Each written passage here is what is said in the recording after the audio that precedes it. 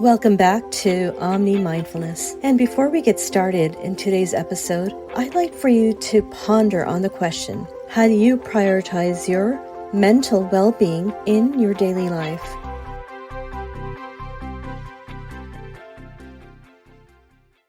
And so I'm doing my work. And at this time, I've been meditating for over 40 years. So I've got a pretty heavy connection to my higher self, to source, to my guides. So I was I was working, and then I got done with my work. And like in my head, I'm like, okay, am I ready to go? I'm asking myself this question. And I was asking myself that question from a work standpoint about, did I do all the things? Am I caught up? And in my head, I heard my guide, Bartholomew, say, "You are done." And then I stopped, and I'm like, "You're not talking about today, are you?" He's like, "Nope." He's like, "It's time. Do you feel it?" I said, "Yeah, I do feel it."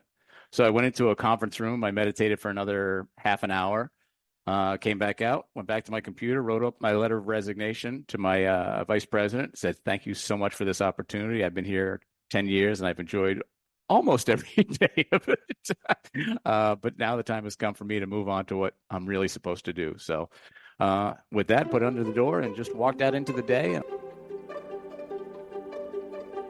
Namaste, beautiful souls. I'm Shilpa, and you're tuned into the Omni Mindfulness Podcast, a sanctuary for spiritual entrepreneurs. As a holistic mindfulness coach and social marketing strategist, I'm here to guide you on a transformative journey. On this show, we explore captivating stories and provide practical tools that deepen your connection with your authentic self. Through the personal and professional narratives of remarkable individuals, we expand our consciousness and ignite the spark of possibility. Each season, I curate content that empowers you to create a holistic lifestyle encompassing spirituality, mindfulness, energy awareness, and mindset. Join me as we engage in conversations with experts in their respective fields and share solo casts from yours truly, all aimed at supporting you and relaxing, revitalizing, resetting your body, mind, and spirit. I'm your host and the visionary behind Omni Mindfulness. So what if just one story had the power to shift the trajectory of your life? What if you could become an instrument in helping others realize their true selves? And what if your soul's higher purpose lies in experiencing the joy of Omni Mindfulness? Remember, it's never too late to rewrite your story. When my next guest was asked, "What is your vision for the future?" he expressed, "It's quite simple. Help the world become calmer, wiser, and happier." As a meditation instructor, I hope to empower people to become more introspective, discovering their connection to each other. My next guest is Thom Walters. Thom is a meditation instructor with over 40 years of experience. He assists individuals and groups to begin or deepen a meditation practice. It is his hope to help as many people as possible understand their ability to create a life of their own choosing. By helping those develop a consistent practice, he looks to empower practitioners to become still in their bodies and minds so that they can see what has meaning for them. As the host of the Zen Commuter podcast, Thom interviews meditation thought leaders to help listeners explore the many facets of a mindfulness practice. And now, without further ado, here is Thom.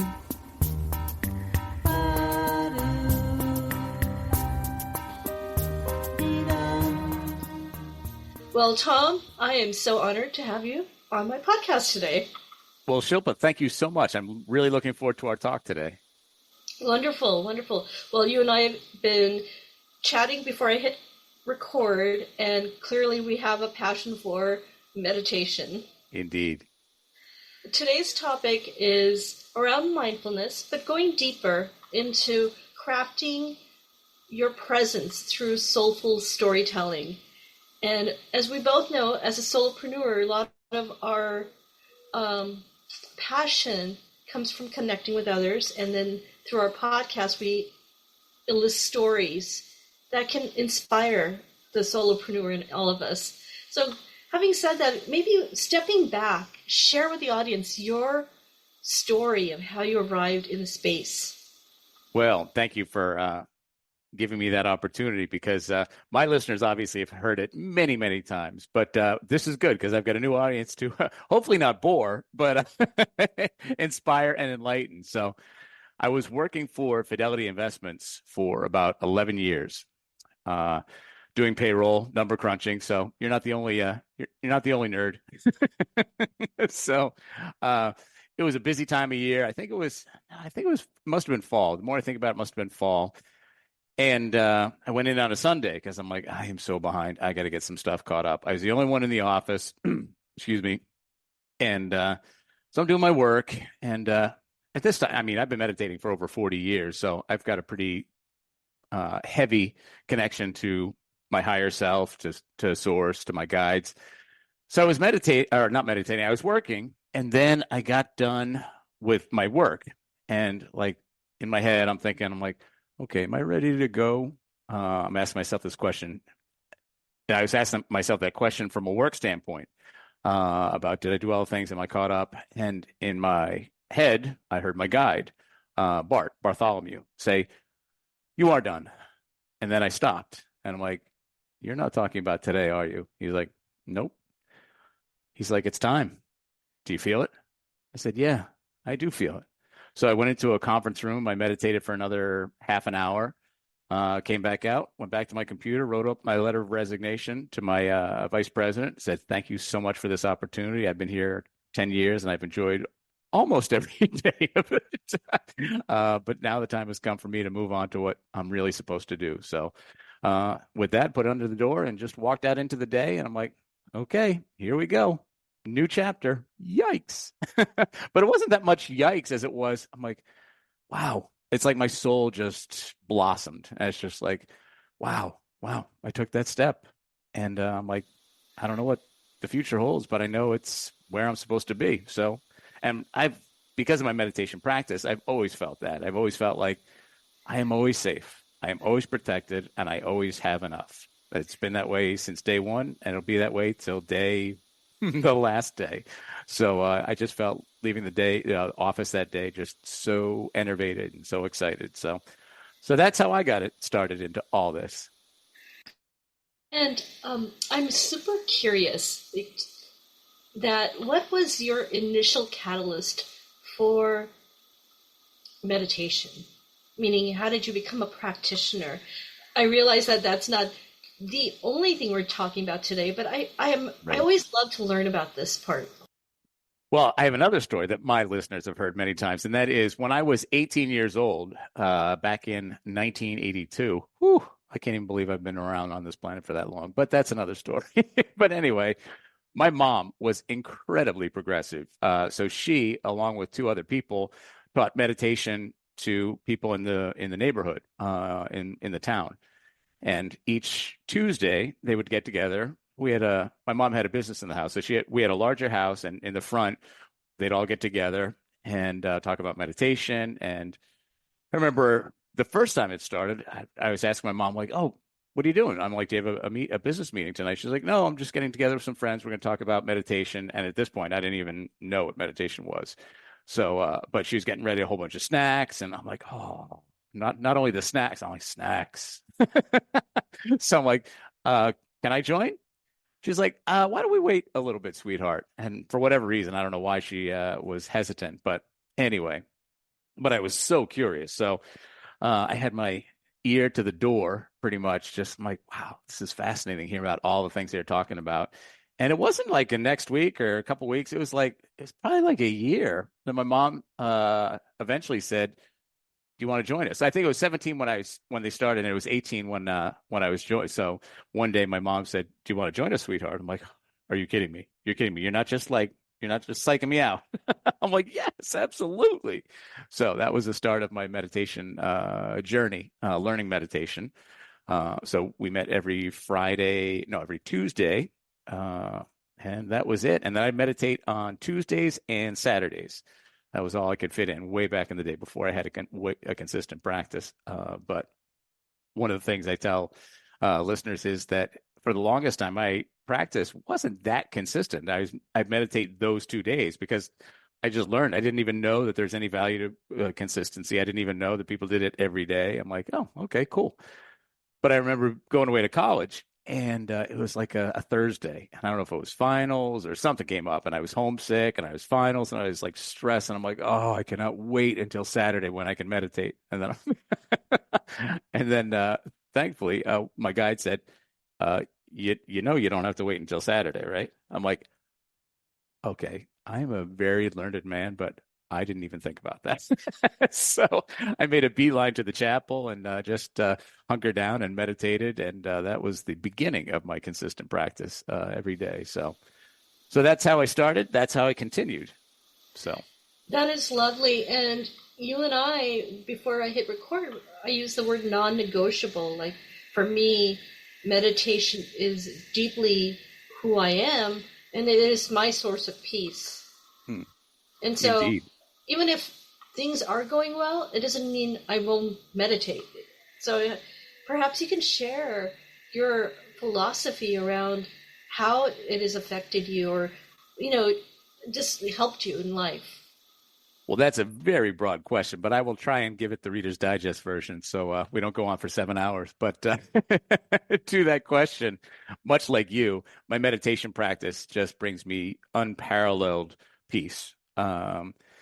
And we talked about this before we got on the air too, that I strive for and hit it most days of 20 minutes in the morning and 20 minutes in the evening. But there are days when things come up. Does that mean I stop meditating or don't meditate? I'm like, no, not by a long shot. Much like you, it's a non-negotiable. Much like I tell my students, if you don't have time, first of all, assess if you truly don't have time or you're buying into societal beliefs that you don't have time. And then the other thing is, if you truly don't have time, you have a minute, you have 2 minutes, and 2 minutes of meditating is pretty much priceless. You don't have to do it for 20 minutes, 40 minutes, an hour. I mean, one of the things we talked about too is social media, how that kind of sways how we think. And if you're a new meditator, one of the things I tell my students is like, don't compare yourself to anybody on social media. I mean, you shouldn't in any fashion anyway. But when it comes to meditation, when you hear somebody say, "Oh, I had a great meditation for an hour," I'm like, just say, "Good for you," and do whatever you need to do for you. So that, our society says, be the best, try and keep up with the Joneses. That's not meditation at all. So when I tell them, you have 2 minutes a day, so keep your practice going, keep it consistent, and meditate every day, whether it be 2 minutes or 20 minutes. So that's one thing that helps me when those busy times come. But there have been so many instances, obviously, with 40 years of meditating, where I've had meditations that were just sublime and just totally surreal and not really questioning the nature of reality, much more enlightening and showing me things. And I'm like, oh, wow, I don't know if I knew that before. I'm like, I know I didn't know that before. Thanks, guys and gals, energies, for showing me things, a connection to all life, compassion against, across large divides of space and time. But yeah, so those are the moments that I love in my meditation, just the times where I experience something that I've never experienced before. And that at 60 years old, I love that that's still happening. And your energy clearly, to me, reflects that you are reaping the benefits of such a practice. And it's remarkable. I like hearing the fact that you were gravitated to it from a young age. Can you share, this is more of my own curiosity, when you say guides, is this more intuitive, and how does that help you? Because I truly believe in that. I just want others to understand what that feels like or what it means. Yeah, sure. It's amazing because my guides come in all different varieties, but the one that I've had since 18 is Bartholomew. And as he mentions it, and I've come to know, obviously through the decades, is that he is an aspect of my higher self, my connection to source. So even though he was had a physical form hundreds of years ago, obviously has transcended humanness and now is an aspect of me that's connected to me that gives me guidance when I ask for it, when I don't ask for it. So many times I'll hear his voice in my meditations, and many times in my waking days as well. And my mom, who passed away about 7 years ago, when she passed away, I don't know why I didn't think about this, that I thought for sure, I'm like, well, my mom's gone. That's it. She's dead. She's gone, and I'll never be able to talk to her again, avail myself to her wisdom, her unconditional love. So for a year and a half, as I grieved, I was like, wow, that really stinks. And then in a meditation, I heard her voice. And I said, Mom, is that you, or am I going crazy? Do I miss you that much that I'm putting these thoughts in my head, hearing your voices in my head? She's like, what does your intuition say? I said, my gut says that it's you. I'm like, but I don't know how that's possible. She's like, do you think it's true? I said, yes, 100%. Do you need to know? I'd like to, but I don't need to. No. And we've gone on to have many conversations to which it's like, oh, just beautiful.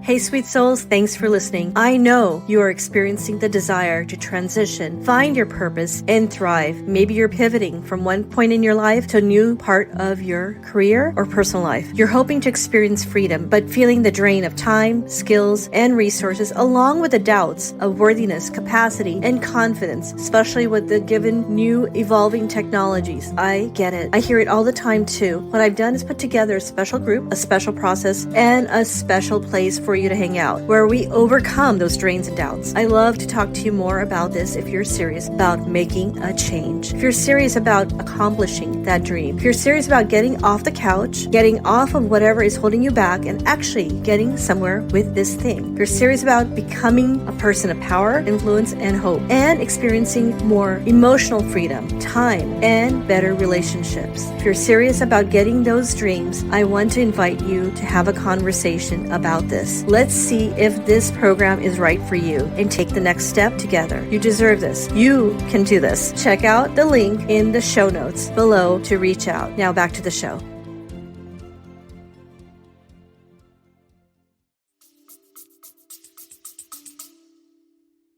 For those who are watching the video of this podcast, I am not crying, although I am very touched by that story. Well, I lost my mom, and I have a hard time reconciling those emotions and spirituality all together. I still haven't figured out, because on one hand, I believe in the soul and the energy and everything. And yet when it comes to the logic of losing somebody you deeply love, it's just hard to reconcile. It is. And as I came to understand it, or not understand it, but as my mom tried to explain it to me, she said, sweetheart, you of all people know that time is not linear, that past, present, and future are all happening at the same time. In this moment, there's an aspect of me that is left human form, but that energy is still part of who you are, of who I am. There's another aspect of me that is still alive in another time, and it shifts between time. So you are talking to or communicating with an aspect of me that is both gone and here, and from the past. So I'm like, Mom, that hurts my brain. She's like, then don't worry about it. Well, that makes a lot of sense. And I think you and I will have to go in on a deeper discussion just on that. Indeed. That topic alone. I have plenty to say. Now, the overarching theme for this one is about being present. And you've touched upon it already, but I feel like we live in a society where really truly being present is an esoteric concept at times. Maybe you can share your wisdom around this and the techniques that you offer to your clients on how to get present or be present. Well, you bring up a good point. It's not, it's almost an aberration for people in our society to sit still, to be in this moment. As we talked about before we got on the air, our society is always saying, you need to validate your life every second of every day. That means you need to produce. That means you need to move. That means you need to start knowing nothing and then go to a point where you know everything. And as you and I both know, that is not meditation at all in any stretch of the imagination. So our society, and I tell my students this all the time, our society says that you shouldn't meditate, that you shouldn't sit still, that you should, because you're either being lazy, selfish, and obviously those things are the farthest thing from the truth. But our society is always telling us the minute we wake up, move, move, move, move. And whether that be thinking about the future, and which is another aspect of our society, you got to have goals, you got to have dreams, you got to have start from point A, get to point Z. So we're constantly being told to think into the future. We're constantly being told to move.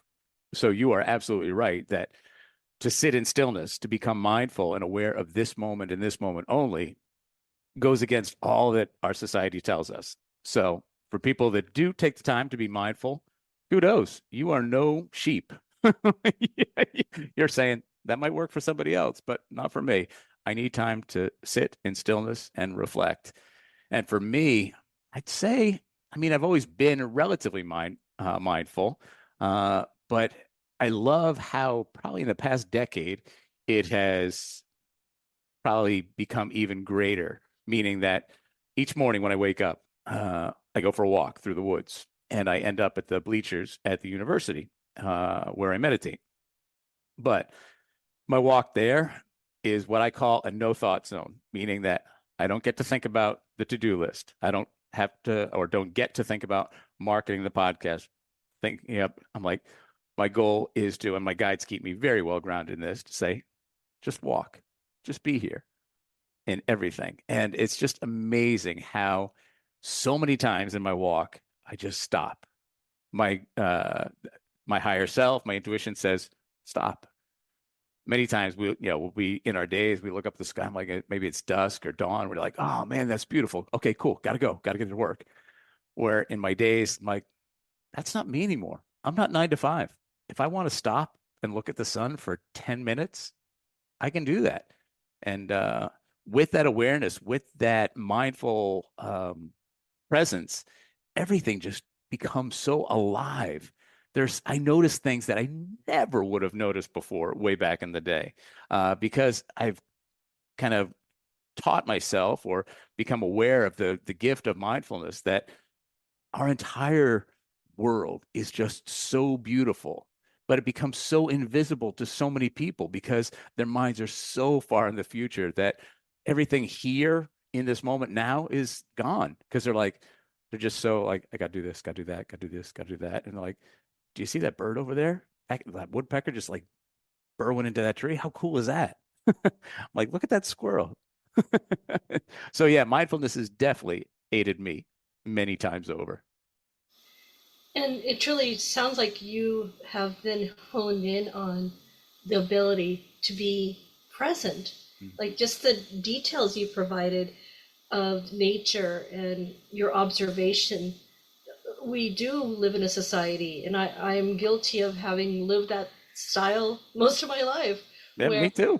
like you get up, you go to work, and like, in the beginning days when I started to make my meditation even more of a process that is a non-negotiable, Mhm. the back of my mind I'd be like, well, gosh, you're being lazy. Yep. And thankfully, But that's not your higher self talking. That's society talking for sure. society talking. And the other day, and I'll send you the picture, my son and I were driving home after one of his games, and I said, let's turn around and go to the edge of the neighborhood, that you can see a little bit of the ocean from there. Oh, sweet. Yeah, and we got there, and I'm like, look at the scarlet colors emanating from everywhere. Like, it was like this mind-blowing view of the sky. And I just sit there, took a picture, and I sent it to my iPhone because every morning I have a list of gratitudes. So now I Nice. look at that picture as part of my gratitude. I'm like, I think I'm getting better at being a more spiritually evolved soul now that I'm being more present. Yeah. Oh, absolutely. Absolutely. And I love how you shared that part of your gratitude practice with us and with listeners because it's definitely part of the mindful, definitely a mindful piece because one of the things we know, or maybe people might not know, there's what's called the RAS, the reticular activating system. And it's the kind of like the stopgap for our brain. If we paid attention to literally everything, our brains couldn't handle it. So our brain says, okay, this means something to you. So I'm going to point that out in your environment. And that works in a negative way, in a positive way. If we are thinking like, I don't have enough money or things are tight, if that becomes our belief system, then our RAS say, oh, that's what you believe? Let me show you more things that reinforce that. But to a gratitude practice, it's the exact opposite. It's like, you know what? Look at that sky. What a gift that is. And our brain says, cool, you like that? Check out that. I'm like, whoa, sweet. And your brain just kind of guides you, your intuition, your gut, your soul, your brain guides you to things that are important to you. So when you have a gratitude practice, it says, I have enough, I am thankful, then the universe and your brain work in concert to say, cool, if that's what you think, let's give you more of that. So I love that. Yeah, I'm glad that you brought up the science part of it, because for me, the science and the spirituality, they are very much intertwined. I do believe that it's not woohoo, Right. the stuff. And so I'm glad you brought up the fact that, what did you call it? The RAS, the reticular activating system. Okay, reticular activating system. That is very scientific. That is Indeed. grounded. However, on the other element of the woohoo side, which I often do believe in as well now, more Me and too. more, I believe that we're all energetic beings, and as pure energy, that which we focus on, we attract. Indeed. And so, like, I go above and beyond this gratitude list. Like, I make myself read it, look at it, add to it.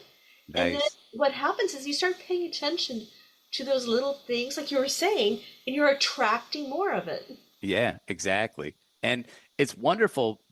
I think many times people think about a gratitude list, maybe if they're not as spiritual or they're just starting out, no judgment, but they're thinking like, well, nothing happened to me today. I didn't win the lottery. I didn't get that job that I was in line for. I'm like, so there's nothing to be grateful for today. I'm like, oh, okay. Well, maybe just tweak your thinking just a little bit to see that for the past 5 days it's been raining and now today the sun is shining. I'm like, that's a gift. That's something to be grateful for. So it's not massive, massive things that are totally me driven. It's totally like just be thankful for waking up, for the world that we live in. And so, yeah, I love the fact that you bring up the fact that it doesn't need to be massive things. It's everything. The sun on your face, the job that you get, the food on your table, the people that smile at you in the supermarket. I'm like, God, life is good. Absolutely. And that goes back to being present. Mm, You are consciously making a choice to observe, acknowledge, and then feel gratitude. And then, what happens is my first thing on my list for my gratitude is I'm grateful for everything. yeah, I like that. Yep. For me, there are some things I always have to kind of like, I'm grateful for them all the time, like my family, my friends. And I'm like, okay, guys, I love you. You're on the list, but I want to broaden things. I'm like, cool. The stream that's frozen over that I could see the sun reflected in. I'm like, oh, that's awesome. Just little things. So Yeah. to your point, sometimes I have to make sure I'm like, okay, mom, dad, brothers, friends, cool. You're in there. I didn't write it down, but you're there. Now, as a person who is also focused not just on the spirituality part, but also serving those who are what I call the solopreneurs, it's a journey that can be very lonely.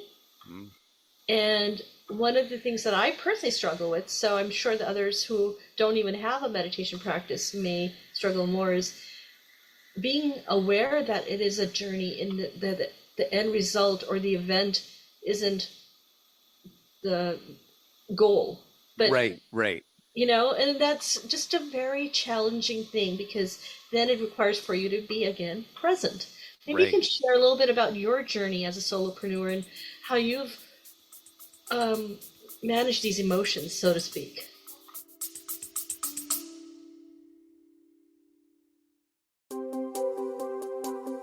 Hey, sweet souls, I love hearing from you. Fan mail is turned on. Check the show notes and send me a message.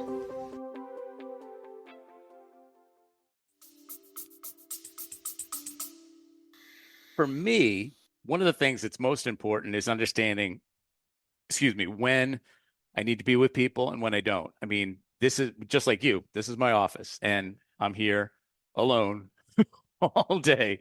But as we'll probably say for another topic, I am never alone at any time of the day. I am connected to all life, but we'll save that for another time.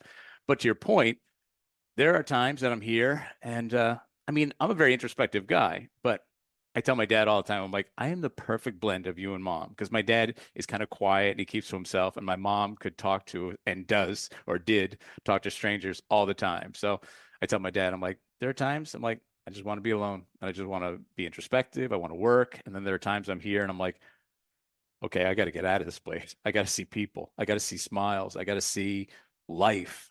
So part of that is knowing the balance, when to take breaks, when not to take breaks. In regards to the overall journey, it's just for me, and maybe it's for you, and correct me if I'm wrong, I have a feeling it is, but for most of my life, I didn't know what I was supposed to do. I was good at many things, and I've done many things in my life. But when I woke up in the morning, it's like time to go to work. Never, it's like, work, sweet. Now when I wake up, I'm like, it's just like I can't believe that for decades I don't want to say aimless, because I had jobs, obviously, and I did stuff and I contributed in many different ways, but nothing really pulled me like meditation does and teaching meditation. So one thing that definitely helps me as a solopreneur is understanding my why. And meditation is definitely it. So when I get up in the morning, it's like not like, no, I have to. It's like, oh, sweet, another day where I can bring light and joy and love to the world. I'm like, that's me. That is me. So how am I going to do that? So that knowledge of why I'm here and knowing that I'm supposed to be here, that fuels me more than anything. So having balance to get out and see people, but knowing why I'm here. And if there's ever a time that I might not be, quote, as productive as society says I should be, then I really just reconnect. I meditate, to be honest with you. So if things seem off during the day, which as a default or as an exception might happen, I'm like, I'm not behind a desk anymore. I don't have to say, "Hey, I'm going out for lunch, an early lunch." I'm like, I go to my chair and I just meditate, and I'm like, that'll either just center myself or I'll ask. I'm like, "What's off today?" And sometimes I'll get an answer, sometimes I won't, but that's the intention. But 9 times out of 10, it's just a reset. I'm like, okay, cool. And one of the other things that's very pivotal for me is, at the risk of sounding well, at the risk of trying to be as humble as possible, in my meditations, sometimes it's stronger, sometimes it's not as strong. I have the ability to sense the energy of the planet. Uh, and sometimes when I put my feelers out there, I'm like, it's a good day for the world. Cool. Other days, I'm like, oh, I feel a lot of pain out in the world today. I'm like, okay, I am one man who can help, hopefully, one person feel less pain in this world, to feel more joy, to connect more with what means something to them. So those things keep me going. So I'm never like, I'm at a loss for what to do. I'm like, no, it's so that I always know what I'm supposed to do, but there are days I'm like, oh, I'm tired, or maybe I'm a little off, but my meditation will always get me back on. And again, when I just think about even just one person, if there's one person out in the world whose life I could change, and it's not that I'm a guru. It's like I'm not taking away any of your problems. I'm helping you understand that you are powerful. You have every answer to every question, and I will help you learn a practice, learn a process, a tool that you can use in your most darkest, most despairing times, or in your most elated, beautiful, blissful times. So those are the things that keep me going. I'm glad you brought up the fact that there's a understanding that while as a solopreneur, you realize that sometimes the notion that I'm alone does not really need to occur. And I don't Right. mean to sound arrogant there, but it's easy to feel like, oh, I'm alone. And I often talk about connecting. connecting with Mm. other humans. That is very vital because we're all Huge. energetic souls. Yep. Huge. However, when you meditate, I feel like, I don't have like a huge network of friends, but I don't feel like I'm lonely. Right. I love that. Um, and to expound on that, I love that because that is one of the things I think about when I think of people who are suffering, when people who are have the perception that they are lonely or that they are alone. Because in my meditations, sometimes my more profound ones, I'm like, when I silence myself, when I'm sitting in stillness, I'm like, I am one man here on this bench looking over a soccer field, and yet I feel connected to absolutely every living and even sometimes inanimate things. This entire world, this entire universe, I am connected to it. And knowing that I can feel that helps me teach again to help people know. I'm like, you could be, my mom used to say, you could be alone and lonely in the middle of a party if that's your mindset, if you feel disconnected. And she said, conversely, you will never be alone as long as you know that you are part of everything. So that helps. And connection is absolutely vital because as much as I tell dad I'm 50-50, I hate to break it to him. I'm more 70-30 because I just need to be with people and I just love connecting with people, whether it be verbally, non-verbally, smiling, just exuding the energy that I am, soaking up the energy of other people. It's just yeah, connection is where it's at for sure. Um, yeah, I often feel like just something as simple as a smile, that kind of really lights me up. Like when I go Huge. to a store and people know me there, I most of the time I'm alone at home. My husband and I work from home, but just seeing my own child smile at me, that's lovely. Yeah, absolutely. My mom used to say, she's like, see if you can borrow somebody's smile. And that was her way of saying, she's like, smile to the world and see if you can get somebody else to smile. And as Pollyannish as it may seem, it's beautiful. And to your point, if I see somebody going into the supermarket and I'm just smiling, I just smile at them and their face is kind of like worried or they're looking down and they just look up and I smile and they're like, and the face just starts to light up. I'm like, sweet, nice. Yeah, absolutely. And speaking of connections, one of the things that you and I have in common, which is really why we're here today, one of the reasons at least, is that through podcasting, the power of connecting through what I feel like positive messages. And it Yeah, doesn't, indeed. and it's not delusional, and we realize that there's challenges, Oh yeah. One of but the things, yeah. not to cut you off, I remember telling when my show started about 10 years ago, I remember my mom was still alive and I went down to visit my mom and dad. And I think it was I think it was probably the second day of my show. I remember logging on to the host and I'm like, Mom, you are not going to believe this. 5 people listen to my show. 5 people listen to my show. I cannot. Yeah, and that's so profound. I mean, as you realize that podcasting does require tremendous discipline Mm. and believing in yourself. And sometimes you just don't know if somebody's listening to you and if they're receiving the value that you hope they can receive.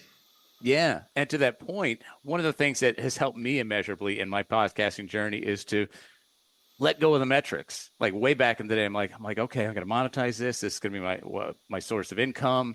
I'm like, I've got a message, but I want this to be the way that I live. So I'm like, followed people. I'm like, cool. How do people that are, like the Lewis Howes, the John Lee Dumases, I'm like, okay, what are they doing? Got to do that. And for a couple of years, I did that. And then for whether it must have been a meditation, I'm thinking at some point, either Bart or one of my guides said, is that you? I'm like, no. They're like, why do you podcast? I'm like, so I can change somebody's life. Do you need to change 1 million people's lives? I'm like, no. I'm like, I just have to change as many people as are on the path to being changed. I'm like, when or if it comes that I'm getting 100,000 downloads a month, cool. If it happens, fantastic. If it doesn't, fantastic. I'm still changing the world, and that's all I need to do. Quality over quantity is Yes, indeed. yeah. Indeed. Indeed. Well, Thom, what a pleasure this was. And I definitely look forward to having you back because I've truly enjoyed our conversation. There's like 20 Me things too. you and I can go deeper on. Yeah, I have a feeling we have a lot to talk about. So, Yeah. and you'll be joining me on my show on Zen Commuter for sure. So we can continue a conversation as well. So, but I have enjoyed this time today immeasurably. Me too, absolutely. Any parting wisdoms on just the overall topic of being present through crafting your story and understanding your soulful journey? Yeah, I mean that's as an ending statement or fact or thought. There could be anything. Excuse me. It could go anywhere. But I would imagine that the thing that most want people to understand is that when we are rooted in this moment, and maybe we talked about it on the air, off air, but this world is so beautiful, and yet it is invisible to so many people because their minds are so far in the future about worries or goals or and it's good to have goals obviously, but you got to have that balance. Or maybe their minds are in the past about regrets and they're just either in the future or in the past, and this whole beautiful world that's right in front of us becomes invisible. So the mind becoming mindfulness whenever we can is definitely going to be in our best interest. The other thing to know too, whether it be mindfulness or just meditation, is that we talked about it today. It's like you're never alone. There might be times that you feel despairing, dark. That's your mind trying to talk, and not to discredit whatever you're going through, but always know that you are never alone. You are always safe. You are always protected, and you have all the answers to any question about yourself that you could ever ask. Trust in yourself, turn inwardly, and know that that font of wisdom and joy exists in all of us. I just got chills when you said that, and I mean in a good way. Just it really, we all need to hear it. Sometimes, even if you're a practitioner like I am, and Mm, I probably say this to others, but sometimes it coming from another fellow practitioner just reinforces that you're safe. yeah, yeah. And You know? that can't be understated. I mean, think about all the ways that our society says, yeah, you need to be afraid. You need to be very afraid. I'm like, no. This will go away. I'll either get another one or I'll be transcend humanness and go into light and become nothing but love, like my mom is right now. So it's all good. On some level, we're all immortal. Yeah, the human aspect, but you know, Yeah, yeah. This is going to go away. The skin, the body, it'll go away. But the energy that is us will never be diminished or go away. absolutely. Well, on that note, I sincerely, really look forward to our future conversations. We should definitely discuss deeper. But for today, I'm just saying goodbye and thank you so much, Thom. I really appreciate you. Right back at you, Shilpa. It was just absolutely beautiful. And it's not goodbye, it's see you later. See you later. Well, have a really wonderful day. Thanks, you too. Take care.